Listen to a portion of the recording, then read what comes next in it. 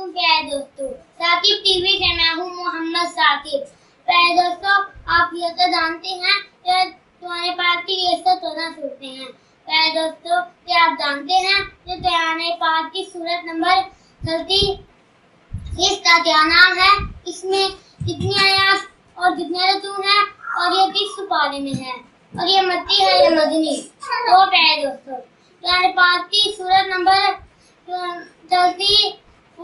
36 का नाम सूरतुल यासीन है।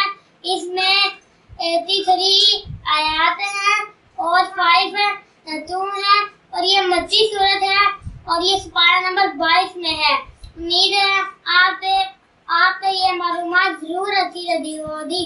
अगर किसी तरह की मालूमाती वीडियो हासिल करना चाहते हैं तो मेरा चैनल साकिब टीवी को सब्सक्राइब करना मत भूलिएगा ताकि आपको मेरी आने वाली वीडियो मिल सके। अल्लाह हाफ़िज़।